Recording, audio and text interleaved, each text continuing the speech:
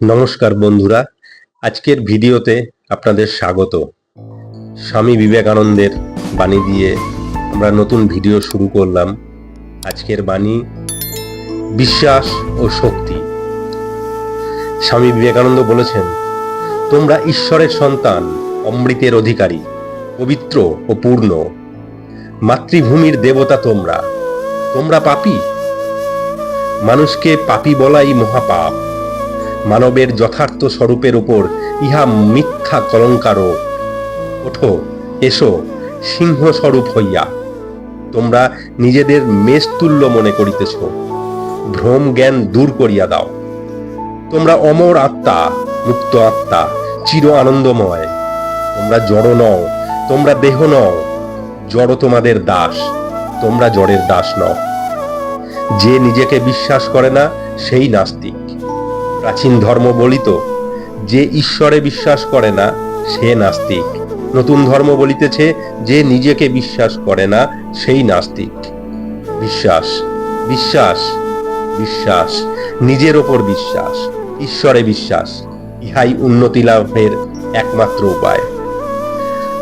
তোমার যদি এ দেশীয় পুরাণের 33 কোটি দেবতার উপর এবং বৈদেশিকেরা মধ্যে মধ্যে যে সকল দেবতার আমদানি করিয়াছে তাহাদের সবগুলির ওপর বিশ্বাস থাকে, অথচ যদি তোমার আত্মবিশ্বাস না থাকে তবে তোমার কখনোই মুক্তি হইবে না। নিজের ওপর বিশ্বাস সম্পন্ন হও। সেই বিশ্বাস বলে নিজের পায়ে নিজে দাঁড়াও এবং বীর্যবান হও। সাফল্য লাভ করিতে হইলে প্রবল অধ্যাবসায়, প্রচণ্ড ইচ্ছা শক্তি থাকা চাই। অধ্যাবসায়শীল সাধক বলেন, আমি গণ্ডূষে সমুদ্র পান করিব, আমার ইচ্ছা মাত্র পর্বত চূর্ণ হইয়া যাইবে। এইরূপ তেজ, এইরূপ সংকল্প আশ্রয় করিয়া খুব দৃঢ়ভাবে সাধন করো, নিশ্চয়ই লক্ষ্যে উপনীত হইবে। জীবনের পরম সত্য এই, শক্তিই জীবন, দুর্বলতাই মৃত্যু।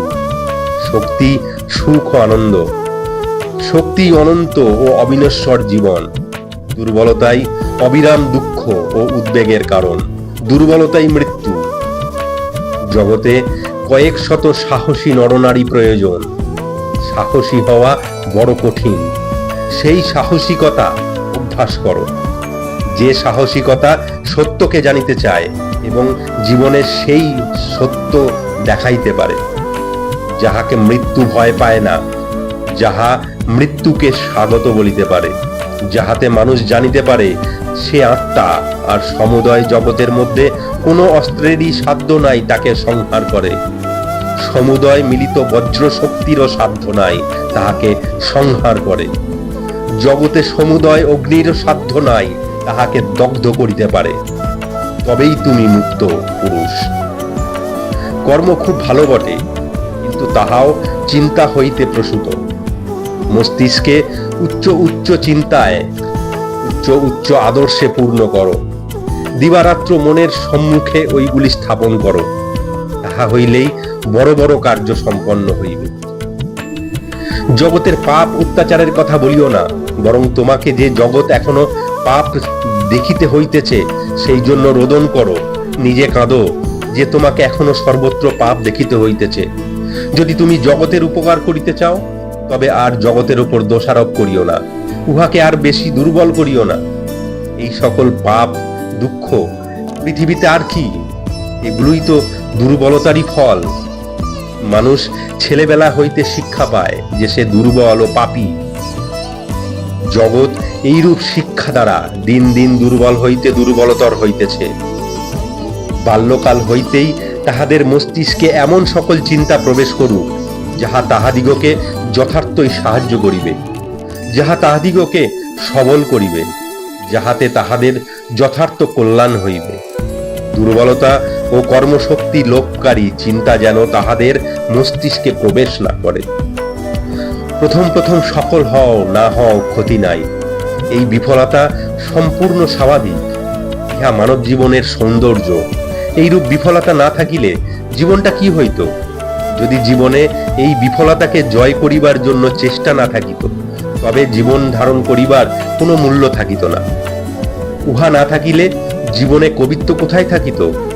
এই বিফলতা, এই ভ্রম থাকিলেই বা গরুকে কখনো মিথ্যা কথা বলিতে শুনি নাই, কিন্তু উহা চিরকাল গরুই থাকে, কখনো মানুষ হয় না।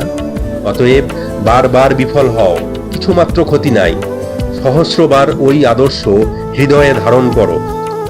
আর যদি সহস্রবার অকৃতকার্য হও, আর একবার চেষ্টা করিয়া দেখো। ব্রহ্মাণ্ডের সমুদয় শক্তি পূর্ব হইতেই আমাদের ভিতর রহিয়াছে। আমরা নিজেরাই নিজেদের চোখে হাত দিয়া অন্ধকার অন্ধকার বলিয়া চিৎকার করিতেছি। হাত সরাইয়া লও, দেখিবে প্রথম হইতেই আলোক ছিল। অন্ধকার কখনোই ছিল না, দুর্বলতা কখনোই ছিল না। আমরা নির্বোধ বলিয়াই চিৎকার করি, আমরা অপবিত্র। মানুষকে সর্বদা তাহার দুর্বলতার বিষয় ভাবিতে বলা তাহার দুর্বলতার প্রতিকার নয়, তাহার শক্তির কথা স্মরণ করাইয়া দেওয়াই প্রতিকারের উপায়। তাহার মধ্যে যে শক্তি পূর্ব হইতে বিরাজিত, তাহার বিস্ময় স্মরণ করাইয়া দাও। আত্মবিশ্বাস স্বরূপ আদর্শই মানবজাতির সর্বাধিক কল্যাণ সাধন করিতে পারে। যদি এই আত্মবিশ্বাস আরো বিস্তারভাবে প্রচারিত ও কার্যে পরিণত করা হইত, আমার দৃঢ় বিশ্বাস জগতে যত দুঃখ কষ্ট রহিয়াছে সেগুলির বেশিরভাগই দূরীভূত হইত। সমগ্র মানবজাতির ইতিহাসে মহাপ্রাণ নরনারীদের মধ্যে যদি কোনো প্রেরণা অধিকতর শক্তি সঞ্চর করিয়া থাকে, তাহা আত্মবিশ্বাস। তাহারা এই চেতনা সহ জন্মিয়াছিলেন যে তাহারা মহৎ হইবেন, এবং তাহারা মহৎ হইয়াছিলেন। মানুষ যতই অবনত হোক না কেন, এমন এক সময় অবশ্যই আসিবে যখন ওই অবস্থায় বিরক্ত হইয়াই তাহাকে উন্নতির চেষ্টা করিতে হইবে।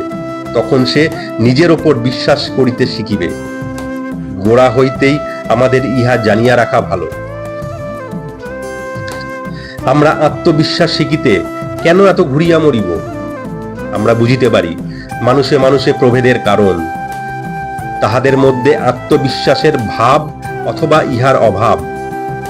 এই আত্মবিশ্বাসের বলে সকলই সম্ভব হইবে। আমি নিজের জীবনে ইহা দেখিয়াছি, এখনো দেখিতেছি। আর যতই আমার বয়স হইতেছে, ততই এই বিশ্বাস দৃঢ় হইতে দৃঢ়তর হইতেছে। তোমরা কি জানো তোমাদের এই দেহের ভিতর কত শক্তি, কত ক্ষমতা এখনো লুক্কায়িত রইয়াছে? কোন বৈজ্ঞানিক একটি মানুষের ভিতরে যাহা আছে তাহা সবই জানিয়াছেন? লক্ষ লক্ষ বছর পূর্ব হইতে মানুষ পৃথিবীতে বাস করিতেছে, কিন্তু তাহার শক্তির অতি সামান্য অংশই এ যাবতে প্রকাশিত হইয়াছে। অতএব তুমি নিজেকে দুর্বল বলো কি করিয়া? আপাত প্রতীয়মান এই অবনতির পশ্চাতে কি রহিয়া আছে তাহা কি তুমি জানো? তোমার ভিতরে কি আছে তাহা জানো কি? তোমার পশ্চাতে অনন্ত শক্তি ও আনন্দের সমুদ্র রহিয়াছে। জড় যদি শক্তিশালী হয়, চিন্তা তবে সর্বশক্তিমান। সেই চিন্তা, সেই ধ্যান লইয়া আইসো। নিজেকে নিজের সর্বশক্তিমত্তা ও মহত্বের ভাবে পূর্ণ করিয়া ফেলো। ঈশ্বরেচ্ছায় তোমাদের মাথায় কুসংস্কার পূর্ণ ভাবগুলি যদি মোটেই প্রবেশ না করিত, ঈশ্বরেচ্ছায় যদি আমরা এই কুসংস্কারের প্রভাব, দুর্বলতা ও নীচতার দ্বারা পরিবেষ্টিত না হইতাম, ভাবিয়া দেখো, ক্ষুদ্র জীবাণু হইতে তুমি এই মানুষ হইয়াছ। কে তোমাকে মানুষ করিল? তোমার নিজের ইচ্ছা শক্তি। তুমি কি অস্বীকার করিতে পারো ইচ্ছা সর্বশক্তিমান? যাহা তোমাকে এতদূর উন্নত করিয়াছে, তাহা তোমাকে আরো উন্নত করিবে। আমাদের প্রয়োজন চরিত্র ও ইচ্ছা শক্তির দৃঢ়তা, এগুলির দুর্বলতা নয়। যদি উপনিষদে এমন কোন শব্দ থাকে যাহা বজ্রবেগে অজ্ঞান রাশির উপর পতিত হইয়া ইহাকে একেবারে ছিন্ন ভিন্ন করিয়া ফেলিতে পারে, তবে তাহা অভি। যদি জগতে কোন ধর্ম শিখাইতে হয়, তাহা এই অভি। কি ঐহিক, কি আধ্যাত্মিক, সকল বিষয়েই অভি। এই মূলমন্ত্র অবলম্বন করিতে হইবে, কারণ ভয়ই পাপ ও অধঃপতনের নিশ্চিত কারণ। ভয় হইতেই মৃত্যু, ভয় হইতেই সর্বপ্রকার অবনতি আসে। তোমাদের স্নায়ু সতেজ করো।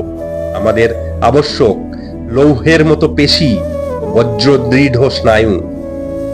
আমরা অনেক দিন ধরিয়া কাঁদিয়াছি, এখন আর কাঁদিবার প্রয়োজন নাই। এখন নিজের পায়ে ভর দিয়া দাঁড়াইয়া মানুষ হও। আমাদের যুবকগণকে প্রথমত সবল হইতে হইবে, ধর্ম পরে আসিবে। হে আমার যুবক বন্ধুগণ, তোমরাও সবল হও। তোমাদের নিকট ইহাই আমার বক্তব্য। গীতা পাঠ অপেক্ষা ফুটবল খেলিলে তোমরা স্বর্গের আরো নিকটবর্তী হইবে। আমাকে অতি সাহসপূর্বক এই কথাগুলি বলিতে হইতেছে, কিন্তু না বলিলেই নয়। আমি তোমাদিগকে ভালোবাসি। আমি জানি সমস্যা কি, কাঁটা কোথায় বিঁধিতেছে। আমার কিছু অভিজ্ঞতা আছে, তোমাদের বলি। তোমাদের শরীর একটু শক্ত হইলে তোমরা গীতা আরো ভালো বুঝিবে। তোমাদের রক্ত একটু তাজা হইলে তোমরা শ্রীকৃষ্ণের মহতী প্রতিভা ও মহান বীর্য ভালো করিয়া বুঝিতে পারিবে। যখন তোমাদের শরীর তোমাদের পায়ের উপর দৃঢ়ভাবে দণ্ডায়মান হইবে, যখন তোমরা নিজেদের মানুষ বলিয়া অনুভব করিবে, তখনই তোমরা উপনিষদ ও আত্মার মহিমা ভালো করিয়া বুঝিবে। এই রূপে বেদান্ত আমার কাজে লাগাইতে হইবে। মানুষ চাই, মানুষ চাই, আর সব হইয়া যাইবে। বীর্যবান, সম্পূর্ণ অকপট, তেজস্বী, বিশ্বাসী যুবক আবশ্যক। এইরূপ 100 যুবক হইলে সমগ্র জগতের ভাবস্রোত ফিরাইয়া দেওয়া যায়। অন্য কিছু অপেক্ষা ইচ্ছা শক্তির প্রভাব অধিক। ইচ্ছা শক্তির কাছে আর সবই শক্তিহীন হইয়া যাইবে, কারণ ওই ইচ্ছা শক্তি সাক্ষাৎ ঈশ্বরের নিকট হইতে আসিতেছে। বিশুদ্ধ ও দৃঢ় ইচ্ছার শক্তি অসীম। তোমরা কি ইহা বিশ্বাস করো না? যত দিন যাচ্ছে তত আমি স্পষ্ট দেখিতে পাচ্ছি যে পৌরুষী জীবনের সার বস্তু। এই আমার নতুন বার্তা। পাপ করবে, তাও যথার্থ মানুষের মতো করো। যদি দুষ্টই হতে হয়, তবে বড় রকমের দুষ্ট হও। পৃথিবীর ইতিহাস কয়েকজন আত্মবিশ্বাসী মানুষেরই ইতিহাস। সেই বিশ্বাসী ভিতরের দেবত্ব জাগ্রত করে।